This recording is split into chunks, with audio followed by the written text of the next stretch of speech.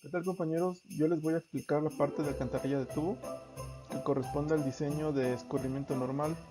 Primero debemos de saber que el diseño consiste en encontrar las dimensiones físicas de nuestra obra, esto con respecto a las secciones transversales en que se encuentre y a la posición que guarda con el eje. Esto quiere decir que si es normal o que si es desviajado. Primero debemos conocer ciertos puntos, que es la nivel de la rasante, que es la rasante de cálculo. Tenemos el desplante en el centro de la línea. Tenemos una corona del camino, que es la semicorona izquierda y semicorona derecha. Tenemos un espesor mínimo de colchón. Tenemos la sección transversal de la obra. Tenemos el viaje de la obra. Tenemos la pendiente longitudinal. Tenemos la pendiente de obra. También tenemos la pendiente transversal del camino. En este caso, si va a ser de bombeo, nos van a resultar dos pendientes negativas, y si es sobre elevación vamos a obtener una pendiente positiva. Tenemos los taludes de corte de terraplén, tenemos el espesor del pavimento y tenemos el coronamiento. En el diseño de un escurrimiento normal vamos a basarnos con esta imagen. Como sabemos, el escurrimiento normal provoca o genera un ángulo de 90 grados con respecto al eje del camino. Bien, aquí podemos ver en esta parte la corona. Tenemos también a los costados H1 y H2, que son los hombros del camino. También tenemos la subcorona 1 y subcorona 2. En este caso la subcorona 1 va a ser del lado izquierdo y la subcorona 2 va a ser del lado derecho. También podemos observar acá una W1 y una W2, que son las pendientes de la sección transversal. Podemos ver que si va a ser por bombeo vamos a obtener dos pendientes negativas, y que si va a ser por sobre elevación vamos a obtener una pendiente positiva que saldrá por acá. También podemos observar los taludes, son estos, y en el caso del diseño normal lo que se va a calcular va a ser la longitud de la tubería, que ya de ahí ahí. Aquí podemos ver que tenemos muros de cabeza de entrada y tenemos muros de cabeza de salida. Para empezar con el cálculo, lo primero que tenemos que hacer es calcular la altura de estos muros, que está dado por la siguiente fórmula, que es el diámetro del tubo, que ya se conoce claramente debido a los análisis previos que ya se realizaron. A este diámetro se le van a sumar 30 centímetros, y esa va a ser la altura de este muro de cabeza. También tenemos estas líneas punteadas que se ven acá, que son las directrices que nos van a ayudar a conocer la longitud de nuestra tubería. Tenemos que calcular la altura de la directriz del muro de cabeza de entrada y del muro de cabeza de salida. La fórmula nos indica que va a ser la altura del muro menos 15 centímetros. ¿Por qué 15 centímetros? Porque se acostumbra que el talud corte a 15 centímetros del muro.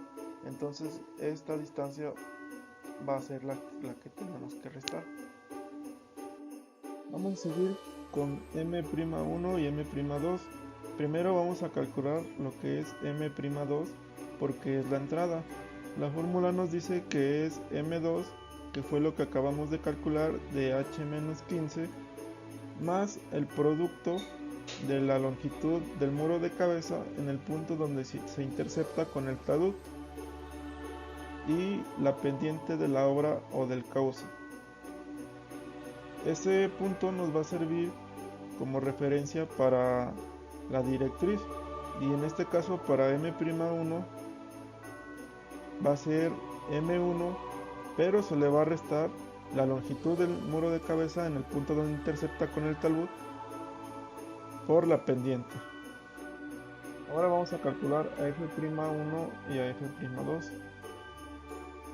Para esto nos dice que a la cota de desplante, que está acá, le vamos a sumar lo que acabamos de calcular,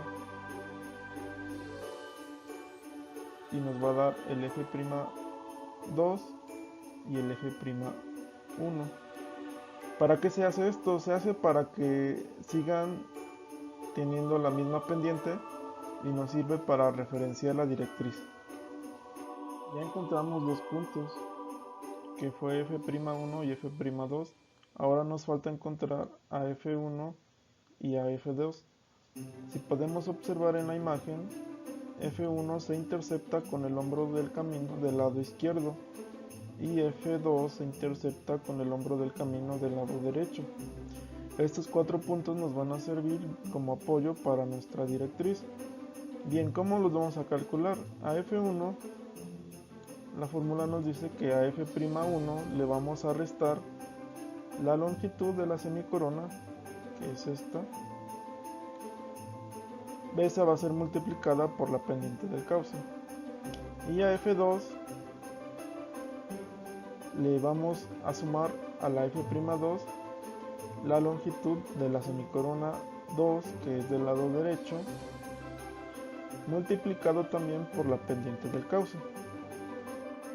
Ahora nada más nos falta calcular los hombros del camino. En este caso, para el hombro izquierdo, a la rasante le vamos a restar la pendiente, porque es por bombeo, le vamos a restar la pendiente multiplicado por la longitud de la semicorona.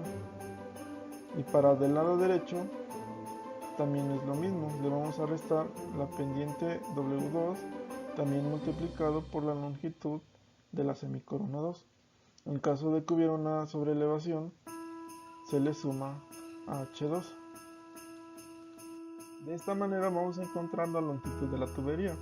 Primero tenemos que calcular H1, que es la altura que tenemos acá, que va a ser igual a una resta entre la altura del hombro y el F1, que fue nuestro punto de apoyo de la directriz. Y para la H2 va a ser lo mismo, va a ser la altura del hombro derecho menos el F2, que fue nuestro punto de apoyo de la directriz. Ya tenemos a D1 y a D2. Ahora procedemos a calcular las longitudes del lado izquierdo y del lado derecho. Para la longitud 1 del lado izquierdo vamos a ocupar al ancho del muro de cabeza, que se le va a sumar la distancia 1 que le encontramos acá, multiplicado por la longitud de la semicorona del lado izquierdo. Y para la longitud del lado 2 vamos a tomar el ancho del muro de cabeza más la distancia 2, que fue la que calculamos acá, también multiplicado por la longitud de la semicorona del lado derecho. Para continuar con el procedimiento, ahora vamos a calcular a D1 y a D2.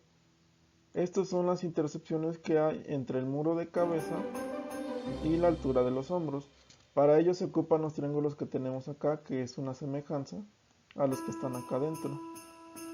Y nos dice que la fórmula va a ser igual a H, para el lado izquierdo va a ser H entre también una división de 1 sobre el talud 1, que es este, menos la pendiente de la obra. Y del lado derecho va a ser H2 también dividido entre 1 sobre el talud 1, que va a ser este.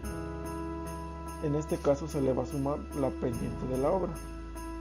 Y así vamos a encontrar estas distancias. Ya teniendo L1 y L2, las vamos a sumar para obtener una longitud total.